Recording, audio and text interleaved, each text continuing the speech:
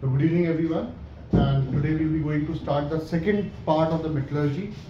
इसको ध्यान दें और आज शाम तक, रात तक जो है आपके पास मेटलर्जी का फर्स्ट पार्ट जो है पहुंच जाएगा। मेटलर्जी पार्ट 2,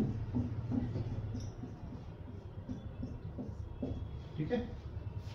तो सेकेंड पार्ट की तरफ हम लोग पढ़ रहे हैं and today we will be discussing about the methods, ठीक है। जैसे मैंने बताया था भाई, कंसंट्रेट करने के लिए क्या करना पड़ता है हमको, what we have to do, we have to do the magnetic separation method, we have to do the froth rotation method, we have to do the gravity separation method और chemical method.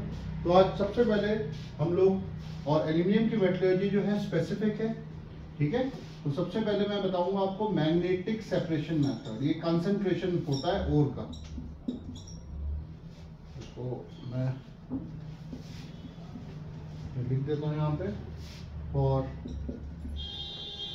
concentration of ore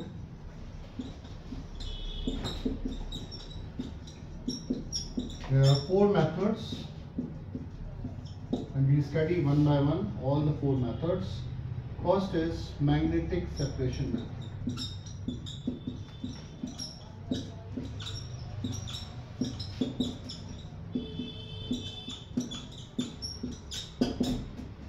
तो magnetic separation जो method है उसमें बहुत simple है। एक हमने suppose ये तुम्हारा फानल है, ठीक है, और इस फानल के थ्रू जो है हम ओर डालेंगे और ये जो ओर है ये एक 2 व्हील्स हैं, एक मैग्नेटिक व्हील है, एक नॉन मैग्नेटिक व्हील है, और ये जो है इसके पास क्या है, कन्वायर बेल्ट है। इसको बोलते हैं कन्वायर, CONVERYOR, जो कन्वे कर रही है, कन्वायर बेल्ट है। और एक जो है तुम्हारा नॉन मैग्नेटिक व्हील है,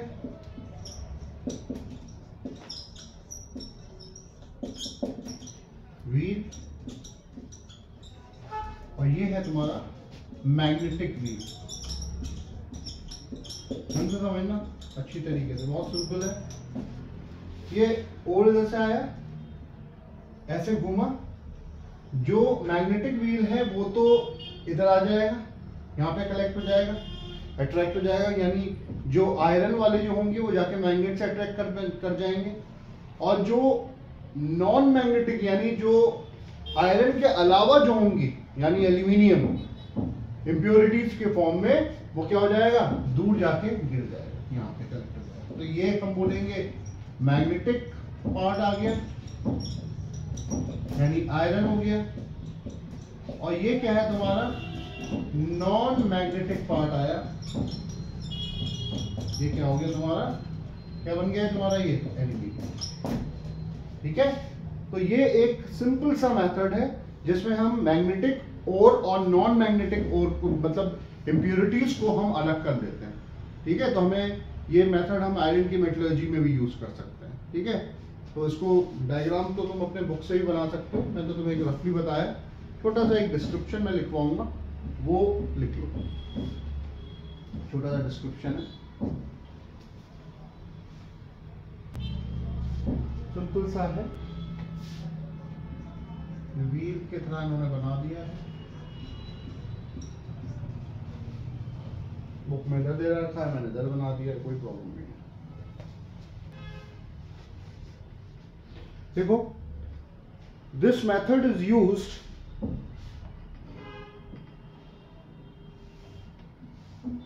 to separate the magnetic and non magnetic particles. Magnetic के ब्रैकेट में लिखना iron, write down bracket magnetic iron, and non magnetic particles के ब्रैकेट में लिखना एल्यूमिनियम।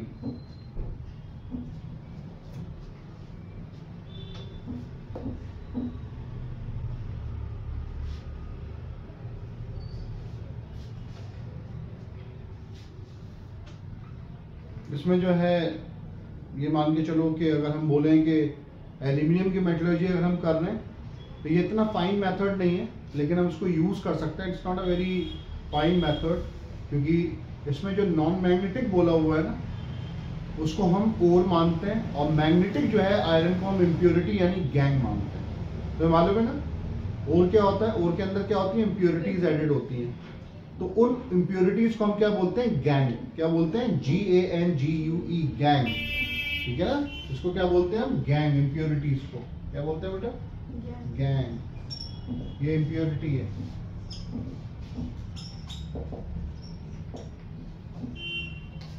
आया था में बिल्कुल सिंपल सा है, ठीक है, इसमें कोई ज्यादा तुम्हें बहुत डिटेल में नहीं जाना है। तो इसमें जो गैंग है इम्प्योरिटी वो हमने मान लिया आयरन, ठीक है, और जो एल्यूमिनियम है वो हमने क्या ले लिया, ओर ले लिया। ठीक, क्लियर? एनी प्रॉब्लम, कोई परेशानी? डायग्राम तो बनाने को आएगा नहीं, ठीक है, तो इसमें कोई ऐसा बहुत ज्यादा डिटेल में नहीं है।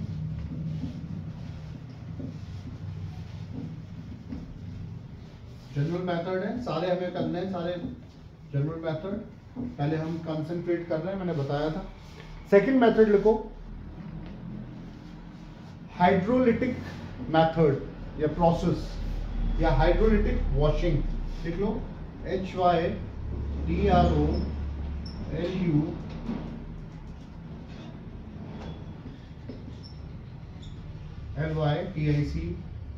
Not LU method. अब जब हाइड्रो वर्ड आ गया, इसका मतलब क्या है कि वाटर यूज हो रहा है, और बहुत सिंपल है, मैं तुम्हें बिल्कुल डायग्राम के थ्रू बता देता हूं। ठीक है, ये एक वुडन टेबल है विद ग्रूव्स। क्या है ये वुडन टेबल विद ग्रूव्स है, ये ग्रूव्स कहलाते हैं। ठीक है, इसमें हमने ओर रखा। ठीक, अब हम इसको वॉश करेंगे बहुत स्ट्रॉन्ग करंट ऑफ वाटर से। क्या करेंगे, स्ट्रॉन्ग करंट ऑफ वाटर।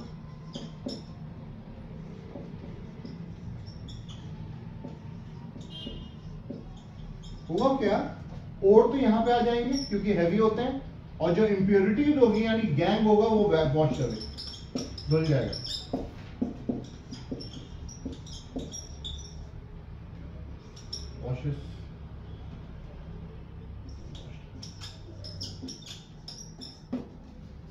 इसका मतलब ओर जो है हैवी है as compared to gangue particle. ये क्या है, लाइट है, ये हैवी है। आ गया, क्या करा मैंने, ओर लिया और उस पर बहुत तेजी से पानी मैंने फ्लो कराया, strong current of water. Ore particle तो नीचे आ गए क्योंकि हैवी थे, और जो गैंग पार्टिकल्स थे वो अलग हो गए। हम क्या कर रहे हैं, इंप्योरिटीज को रिमूव कर रहे हैं। किसको कर रहे हैं, कंसंट्रेट ओर को, और उसके बाद कंसंट्रेट करने के बाद हम उसको ओर को किसमें कन्वर्ट करेंगे, मेटल ऑक्साइड में। लेकिन अगर कोई पहले से ही मेटल ऑक्साइड के फॉर्म में है तो हमें उसको करने की जरूरत नहीं है। ठीक है, नोट कर लो फटाफट, बस सिंपल पॉइंट याद रखना। Ore settle down in grooves heavier than gang particles that are washed away by the strong current of water.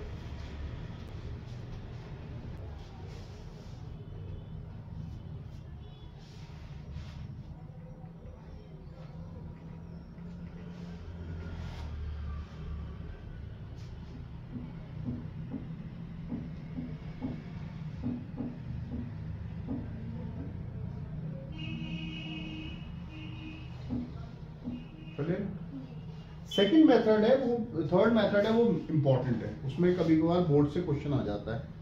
ठीक है, उसको हम बोलते हैं फ्रॉथ फ्लोटेशन मेथड। क्या बोलते हैं, फ्रॉथ। फ्रॉथ का मतलब ही क्या होता है बेटा, नोट कर लो, आराम से नोट कर लो, कोई इतनी जल्दी नहीं।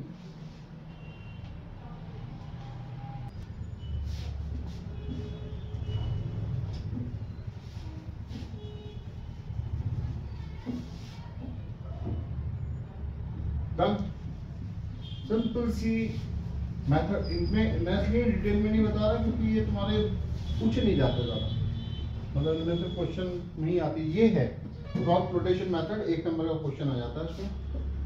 फ्रॉथ फ्लोटेशन मेथड, ये थर्ड मेथड बता रहा हूँ मैं। ठीक है,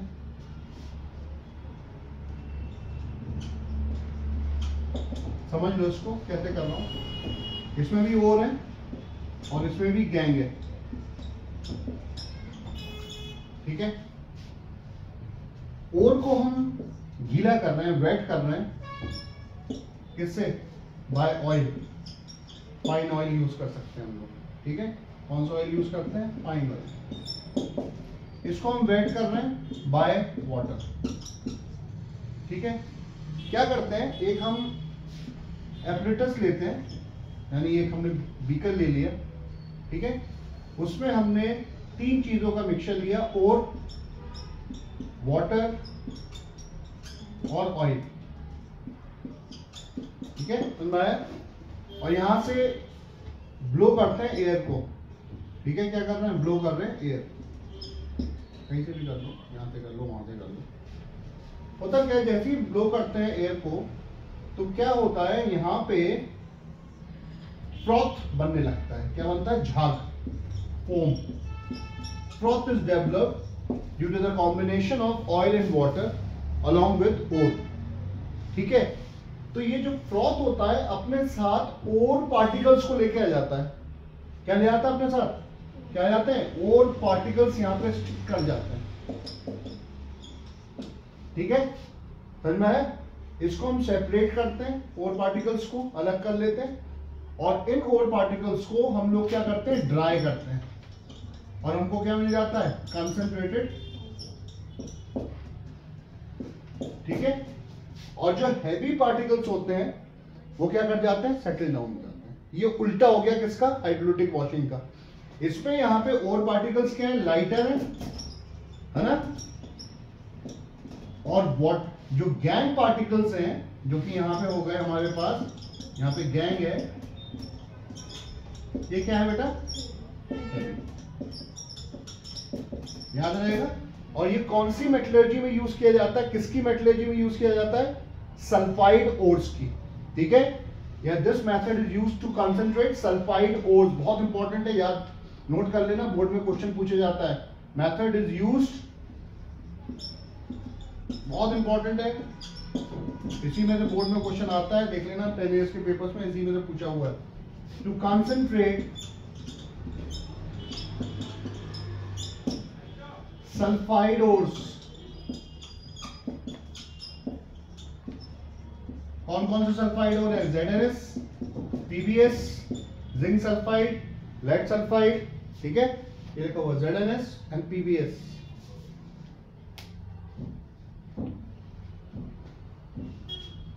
ये ध्यान रखना, ये इंपॉर्टेंट है method, and is just reverse of hydrolytic method.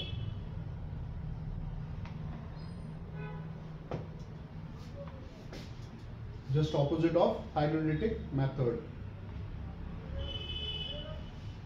कल आपका मेटलर्जी पूरी कंप्लीट हो जाएगी, ठीक है। लेकिन बोर्ड क्वेश्चंस आप लोग कर रहे हो, मैं टेस्ट लूंगा, ठीक है। And I am planning to take the test day after tomorrow, ठीक है। It will be a written test, ठीक है। 30 मिनट्स का टेस्ट होगा, 30 क्वेश्चंस होंगे उसमें, 15 questions from metallurgy and 15 questions from electrolysis.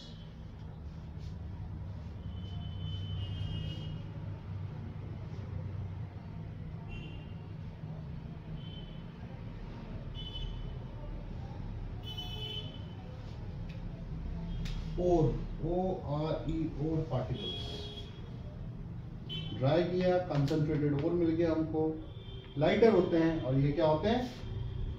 Gang particles क्या होते हैं? हैवियर होते हैं, तभी यहाँ पे सेटल डाउन होगा।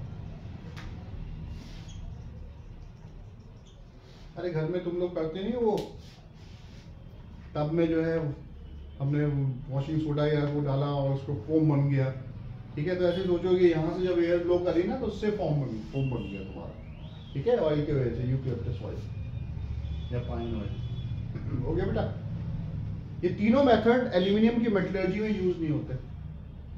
ये वाला जो चौथा मेथड है ना, जो एल्यूमिनियम के मेटलर्जी यूज होता है, वो तुम बहुत ध्यान से देखना, ये भी बहुत इंपॉर्टेंट है, केमिकल मेथड भी बहुत इंपॉर्टेंट है, ठीक है बेटा। चलो अब आ जाओ बेटा, इधर देखो। Third last method, that is chemical method. कौन सा मेथड है ये? इसमें जो केमिकल यूज होता है, ठीक है, कौन सा केमिकल यूज करते हैं उसमें? Sodium hydroxide. इसको हम बोलते हैं बेयर्स रिएजेंट। क्या यूज करते हैं? बोलते हैं, ठीक है, साइंटिस्ट का नाम है, और जो रिएजेंट यूज किया उन्होंने, जो केमिकल यूज किया उसको हम रिएजेंट बोलते हैं, ठीक है, और उसका नाम है वो सोडियम हाइड्रोक्साइड। तो केमिकल मेथड कौन सा यूज किया हमने? उसमें केमिकल कौन सा यूज किया? NaOH। और इसको हम लोग क्या बोलते हैं? क्या बोलते हैं प्रोसेस को? मैंने बताया था लीचिंग। लीचिंग, जैसे लीच जो है इम्प्योर ब्लड को सक कर देता है, वैसे ही ये जो सोडियम हाइड्रोक्साइड है इम्प्योरिटीज को जो कि ओर के अंदर प्रेजेंट होती है उनको रिमूव कर देता है, ठीक है। यानी ये जो केमिकल है रिमूव्स या डाइल्यूट, या बोल सकते हैं डाइजेस्ट इम्प्योरिटीज फ्रॉम ओर। कौन सा ओर यूज करेंगे हम लोग? बॉक्साइट। किसकी मेटलर्जी में? एल्यूमिनियम। इसमें, ठीक है, समझ में आ गया? क्लियर? और मैंने बता ही दिया आपको इसको हम क्या बोलते हैं? लीचेंट बोलते हैं, ठीक है। क्या बोलते हैं? लीचेंट। हो गया, डन। तो फिर से थोड़ा सा मैं पीछे की तरफ जाऊंगा तुम्हारा थोड़ा सा ध्यान देने के लिए कि भाई पहला क्या था हमारा? कन्वर्जन ऑफ ओर इनटू किसमें? कंसंट्रेटेड ओर में। अब क्या करना है? सेकंड स्टेप जो है हमारा, ये फर्स्ट स्टेप था हमारा, ठीक है। सेकंड स्टेप क्या है? Convert this concentrated ore into metal oxide. और मैंने बताया था दो मेथड यूज होते हैं, और जरूरी नहीं है कि ये मेथड जो है हर मेटलर्जी में यूज हो, हर मेटल को प्यूरिफाई करने, क्योंकि एल्यूमिनियम की मेटलर्जी में ये मेथड यूज नहीं होता। तो क्या होगा? ये दो मेथड है इसमें। एक है रोस्टिंग। रोस्टिंग मैंने बोला था, वो वाला मतलब नहीं है रोस्टिंग का। और बी जो है कैल्सिनेशन।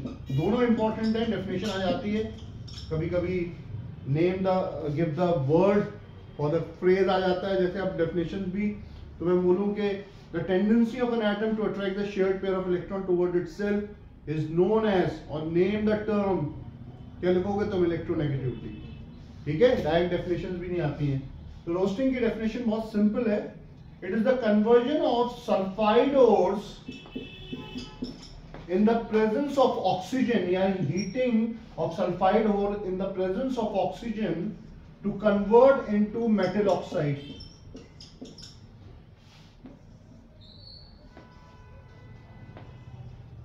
मैंने इसको बैलेंस भी कर दिया।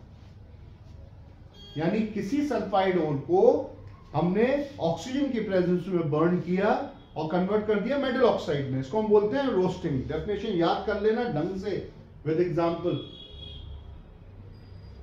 बहुत इंपॉर्टेंट, ये भी इंपॉर्टेंट है, ठीक है। This is also important, but this method again and again I am repeating, this method is not used in the metallurgy of aluminium. This step is not involve. देखो, next is calcination. This is opposite of roasting. Listen to me. In this method carbonate ores are heated in the absence of oxygen to convert into metal oxide. No oxygen is used. इसमें oxygen क्या है? Present है। इसमें oxygen की जरूरत ही नहीं है, present ही नहीं है, एब्सेंट है। ध्यान रखना, ठीक है। कार्बोनेट ओर्स,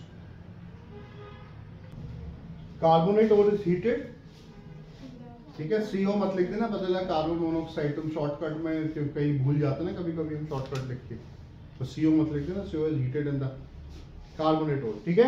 आगे बेटा, ये स्टेप भी हमारा हो गया। अब आ गए हम थर्ड स्टेप पे। थर्ड स्टेप पे आ रहे हैं, ठीक है। ध्यान रखना, ये इंपॉर्टेंट स्टेप है, थर्ड स्टेप।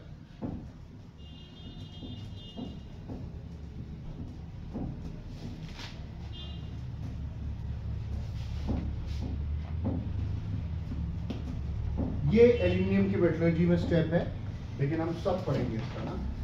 थर्ड स्टेप क्या है?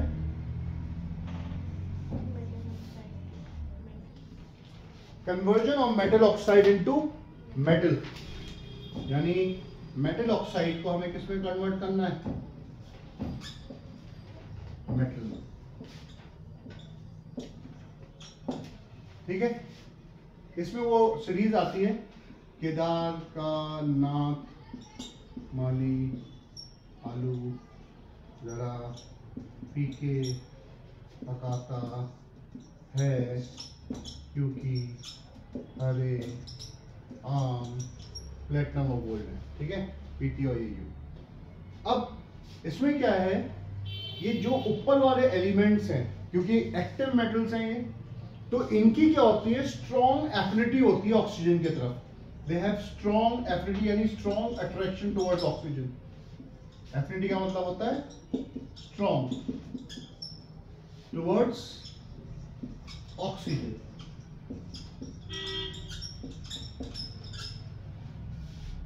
जिंक से लेके नीचे तक के जो एलिमेंट्स हैं उनकी क्या होती है, एफिनिटी कम होती जाती है, यानी अट्रैक्शन कम होता जाता है। ठीक है, नोट करो फटाफट इसको यहाँ तक।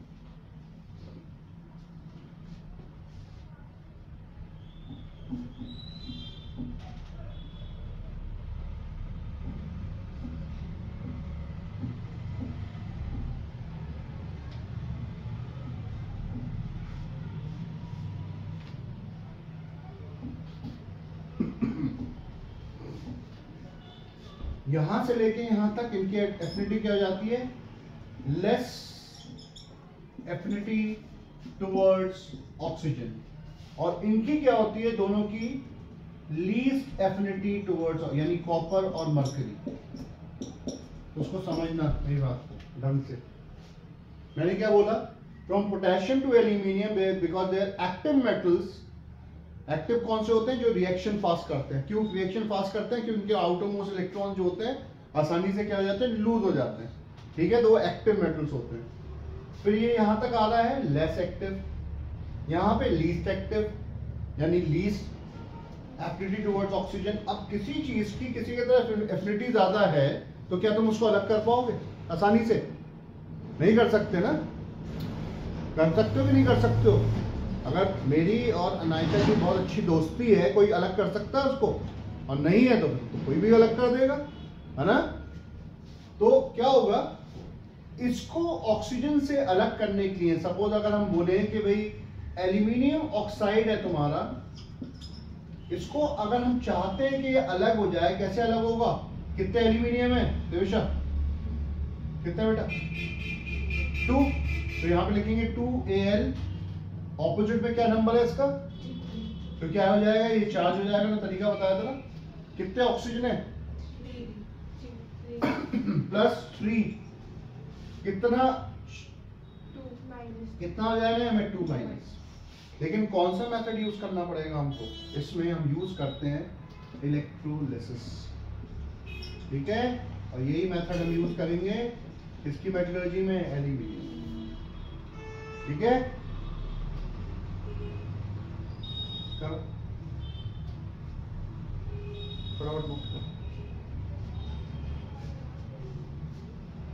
नेक्स्ट में इसकी लेस एफिनिटी है, तो हम क्या यूज कर सकते हैं? रिड्यूसिंग एजेंट्स क्या यूज कर सकते हैं, यानी हमें इलेक्ट्रोलिसिस प्रोसेस यूज ही नहीं कर।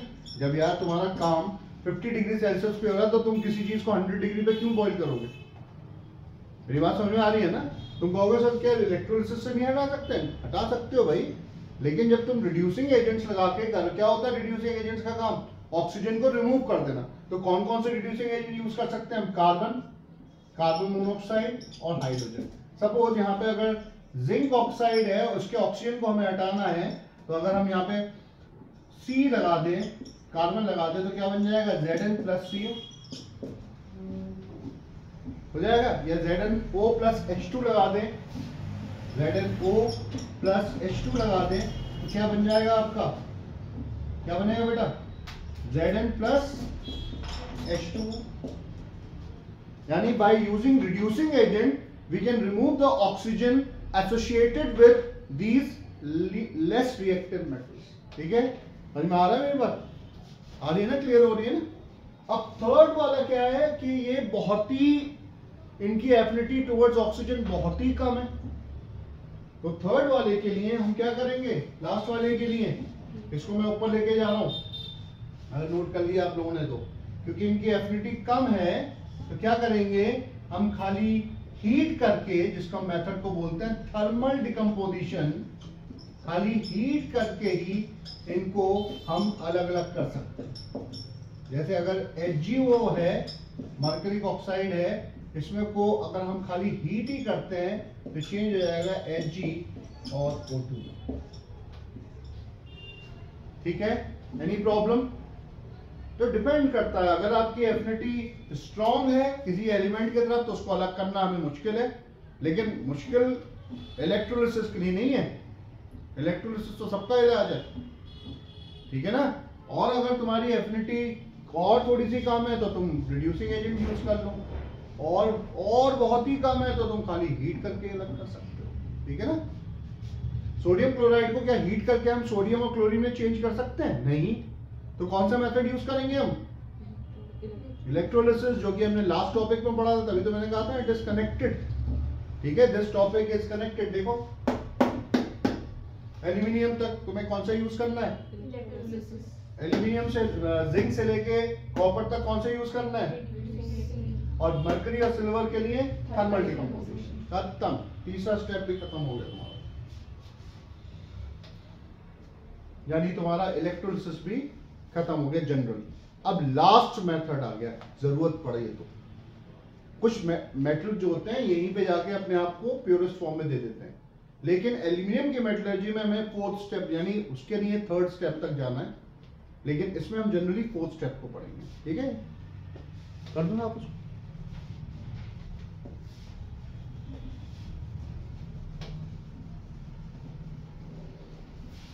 रिवाइज करते रहो, मुझे मालूम है तुम लोग अभी सेटल डाउन नहीं हो पाए हो अभी तक, मुझे मालूम है तुम लोग, I can see your faces, and do your self study. Tuition से ज्यादा इंपॉर्टेंट सेल्फ स्टडी है बेटा, ट्यूशन से आप मिरेकल्स नहीं कर सकते हो, ट्यूशन एक तरीके से आपके लिए कैटलिस्ट है, ठीक है, जो कि आपको इम्प्रूव कर सकती है, लेकिन वो आपकी जगह एग्जाम नहीं लेके आऊंगा, याद तो आप ही को करना है, ना मैं याद करूंगा, ना मम्मी याद करेंगी, ना पापा याद करेंगे, ना भाई याद करेगा, याद तो भाई आप ही को करना है ना। तो we teachers are the catalyst, ठीक है, और तुम लोग क्या हो? रिएक्टेंट्स हो। कौन कौन रिएक्टेंट है? You and your books are reactants, और जो प्रोडक्ट आएगा वो तुम्हारा रिजल्ट आएगा। तो केमिस्ट्री में तुम्हें मैंने समझा दिया, ठीक है ना। नेक्स्ट लिखो, फोर्थ स्टेप ये यूज होगा किसकी मेटलर्जी में? एल्यूमिनियम की मेटलर्जी में। मेटल को उसके प्योरेस्ट फॉर्म में हमें कन्वर्ट करना है।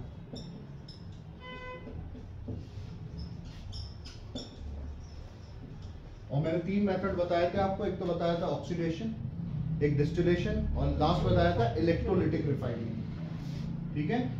पहला मैं बता दूं डिस्टिलेशन,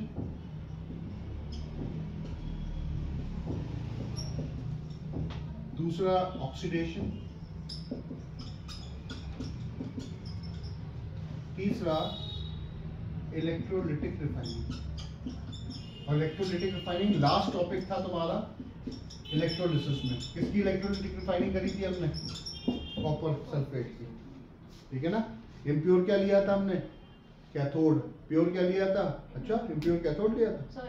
इम्प्योर क्या लिया था? एनोड। एनोड को तो प्योरीफाई कर रहे थे, और प्योर क्या लिया था? कैथोड। लिख लो उसको, बहुत शॉर्ट में लिखना है। डिस्टिलेशन को पहले लिखो। On heating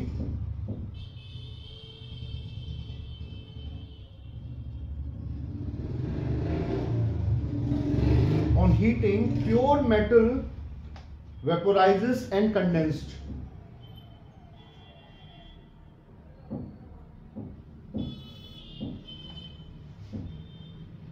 On heating, distillation के लिए pure metal vaporizes and condensed, while impurities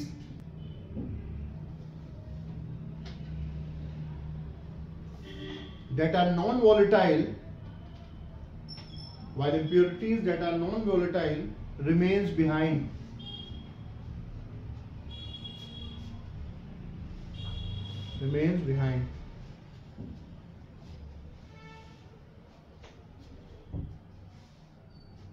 देखो full stop, this method is used for volatile metals such as zinc, mercury, Zn, Hg। तो इसमें क्या होता है, सपोज अगर इसके अंदर इंप्योरिटीज है, अगर जिंक के अंदर, ठीक है, कोई इंप्योरिटी है, तो जब हम हीट करेंगे ना तो जिंक तो वेपोराइज हो जाएगा, और वेपोराइज होगा तो उसको हम ठंडा करके क्या कर सकते हैं, कंडेंस कर सकते हैं, है ना, कूल करके ठंडा करके क्या कंडेंस करके हम कलेक्ट कर सकते हैं। और जो उसके अंदर इंप्योरिटीज होंगी, डिटेल में नहीं जाना है क्योंकि जिंक की मेटलर्जी है नहीं हमारे में, जो इंप्योरिटीज होंगी वो क्या हो जाती है, नीचे रह जाती है। ठीक है, कोई प्रॉब्लम? नेक्स्ट लिखो, second, oxidation.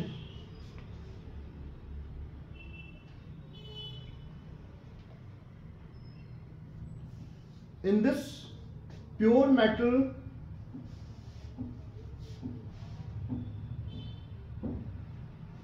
remains behind in the molten form, heat करने पे, ठीक है।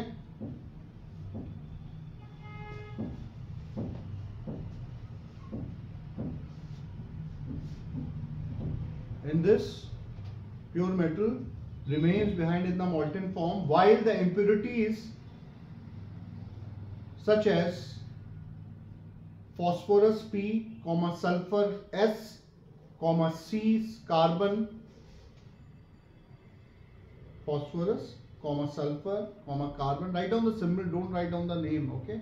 Phosphorus P, S, C oxidizes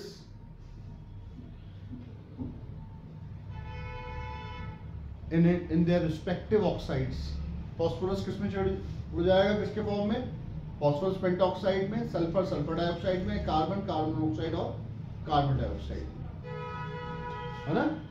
this method is used in the metallurgy of iron, ये आयरन की मेटलर्जी में यूज किया जाता है मेथड। हाँ, ये बहुत सालों पहले 2004-5 में था ये मेथड, ये मेटलर्जी जिंक की, आयरन की। तुम लोग पैदा होगा तब 2004-5 में, तब नहीं हुए, ठीक है, तो छोटे छोटे तब भी नहीं हुए, छोटे भी नहीं, पैदा ही नहीं हुए, नॉट इवन बॉर्न। तो 2004-5 में 3 मेटलर्जीज आती थी, 4, 3 में, 5 में आती थी, लेकिन अब एक ही मेटलर्जी है, ठीक है ना। Next is electrolytic refining. This method is used to purify aluminium metal. Pure metal is collected at cathode. Pure aluminium is collected at cathode, and impurities settle down as anode mud. यहाँ पे यानी कहाँ पे जाके settle down हो जाती हैं, anode के नीचे। And impurities, और मैंने बताई थी ना impurities कौन कौन सी थी उसमें, कौन कौन सी थी इंप्योरिटीज, गोल्ड भी था उसमें, ठीक है, इंप्योरिटी के फॉर्म में, settle down as anode mud. तो ये बेटा तुम्हारा सारा जनरल मैंने बता दिया कि कैसे मेटलर्जी हुई है। टेक 1 मिनट ब्रेक, ठीक है, वो जरूरी है क्योंकि लगातार पढ़ लो। उसके बाद अभी हम किसकी मेटलर्जी करेंगे, एल्यूमिनियम। तो एल्यूमिनियम की हम लोग मेटलर्जी करेंगे, और एल्यूमिनियम की मेटलर्जी से पहले, क्योंकि हम लोग मेटलर्जी कर रहे हैं, हमने पूरी मेटलर्जी कर ही ली है, मैं तुम्हें 2-3 चीज़ें बता रहा हूँ, इसके बाद डाल दो हेडिंग अलॉयज, ठीक है। 5 अलॉयज है हमारे सिलेबस में, एल्यूमिनियम की मेटलर्जी हम लोग कल करेंगे, ठीक है। मैं उसको बिल्कुल अलग करना चाह रहा हूँ, क्यों करना चाह रहा हूँ कि तुम लोग कंफ्यूज ना हो, इसलिए मैं एलॉयज का टॉपिक ले आया पहले, ठीक है। इसलिए कर दिया क्योंकि तुमने अब मालूम पड़ गया तुम्हें मेटलर्जी क्या है, ठीक है। और हमारे एल्यूमिनियम की मेटलर्जी में कितने स्टेप्स यूज होते हैं, 3। कंसंट्रेशन ऑफ ओर, किससे करते हैं concentration of ore, concentration of ore किससे करते हैं हम लोग, केमिकल मेथड से। उसके बाद हम कन्वर्ट करते हैं उस कंसंट्रेटेड ओर को मेटल के अंदर, तो हम करते हैं इलेक्ट्रोलिसिस से। और उस मेटल को प्योरेस्ट फॉर्म ऑफ मेटल में कन्वर्ट करते हैं। वो कौन सा होता है मेथड? Electrolytic refining. ठीक है ना बेटा। अब तुम्हें मैं अलॉयज के बारे में बताऊंगा। 5 अलॉयज हमारे सिलेबस में है। उन ध्यान रखना इस बात का कि अलॉयज का खाली कॉम्पोजिशन पूछा है, उन्होंने परसेंटेज कॉम्पोजिशन नहीं पूछा है। तुम लोग ऐसे याद नहीं करोगे 30% कॉपर और 50% 60% जिंक और ये वो, कुछ नहीं। तुम्हें बस कॉम्बिनेशन बताना है। भाई कॉपर और जिंक का कॉम्बिनेशन जो है ये अलॉय बनाता है। ठीक है। स्टेनलेस स्टील का कौन सा बनता है? इससे पहले तुम लिखो अलॉयज। और अलॉयज क्यों बनाते हैं? What is the need of making alloy? Brass, bronze सब अलॉय हैं। Solder metal, stainless steel, these are all alloys. अपना सोचो, थोड़ा सा बताओ। It gives the attractive look, है ना। इट रिड्यूसेस द करोजन, ठीक है ना। और it makes the article expensive, महंगा कर देता है उसको। ठीक है। तो इस चीज के लिए बनाते हैं और उसकी स्ट्रेंथ बढ़ जाती है। तो मान लो एयरक्राफ्ट में कौन सा अलॉय यूज होता है? ड्यूराल्यूमिन। ड्यूराल्यूमिन, ठीक है। एल्यूमिनियम तो मेटल है। और अलॉयज किसका कॉम्बिनेशन है? किसका कॉम्बिनेशन है? होमोजेनियस मिक्सचर है अलॉय। और ये कॉम्बिनेशन है मेटल्स का। और सिर्फ कार्बन ही एक ऐसा नॉन मेटल है जो कि स्टेनलेस स्टील में यूज होता है। ठीक है ना। कार्बन ही एक ऐसा नॉन मेटल है जो कि स्टेनलेस स्टील में यूज होता है। बाकी सारे मेटल्स ही कंबाइन करके क्या बनाते हैं? अलॉयज बनाते हैं। ठीक है। लिखो फटाफट। जब हाथ थक जाए तो कौन सी एक्सरसाइज करने को बोला है मैंने? ये करा करो, ऐसे करो, ऐसे करो, ऐसे करो, कम ऑन डू इट। ठीक है। और ऐसे ऐसे करो, यूं यूं ऐसे करके। ठीक है। और ऐसे ऐसे हल्के हाथ से। ठीक है। Don't hit it hard, okay. हल्के हाथ से टैपिंग करनी है, ऐसे ऐसे ऐसे। ठीक है। Just help you in. अपने को बोलो जागो जागो जागो जागो, केमिस्ट्री पढ़ के जागो। जगाना बहुत जरूरी है अपने आप को भाई। नहीं जगोगे तो फिर सोता रहेगा ना। भी ऑक्सीजन भी चाहिए। चलो देखो फास्ट, वेरी गुड। बहुत अच्छे तो तुम लोग पढ़ो, शाबाश, वेरी गुड। देखो बेटा alloys,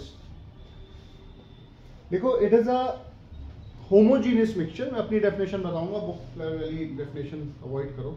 it is a homogeneous mixture of metals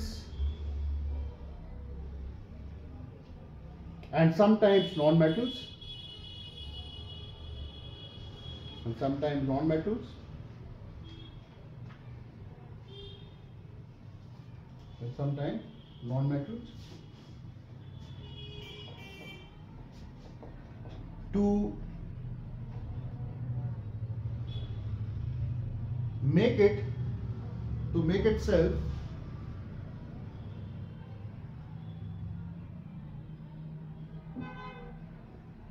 attractive,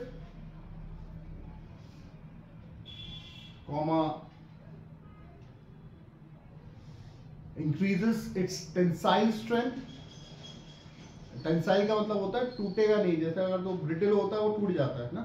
increases it tensile strength and avoid rusting.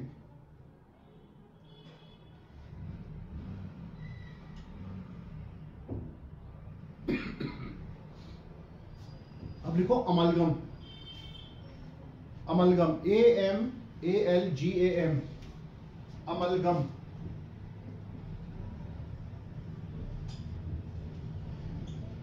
किसी भी मेटल में, सुन लो मेरी बात को, किसी भी मेटल में अगर मरकरी जुड़ा हुआ है, जिंक और मरकरी का कॉम्बिनेशन क्या कहलाएगा? Zinc amalgam. ठीक है। किसी भी मेटल में अगर मरकरी ऐड है तो उसको हम बोलते हैं अमलगम। यानी कौन सा हो गया? Zinc amalgam. नोट करो। अगर सोडियम जुड़ा होता तो क्या बोलते हैं हम? क्या बोलते बेटा? क्या बोलते हैं? Sodium amalgam. पोटेशियम जुड़ा होता तो पोटेशियम अमलगम। ये जिंक अमलगम वोलेटिक सेल्स में यूज किया जाता है।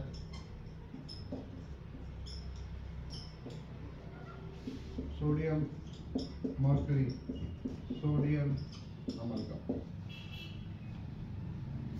अब फटाफट लिख लो। 5 जो अलॉयज है तुम्हारे सिलेबस में, उनसे ज्यादा करना नहीं है। देखो alloys of copper and zinc. पहले लिखो alloys of copper and zinc.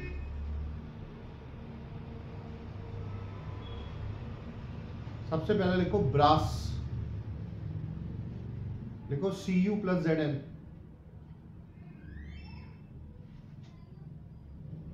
ठीक है, फिर लिखो ब्रॉन्ज,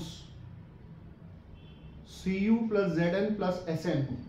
टिन भी होता है इसमें, ठीक है, लेकिन ये कॉपर और जिंक के ही क्या कहलाता है, ये अलॉयज कहलाता है। क्योंकि किस किस का कॉम्बिनेशन है, कॉपर, जिंक और टिन का, ठीक है ना। नेक्स्ट लिखो aluminium alloys, alloys of aluminium.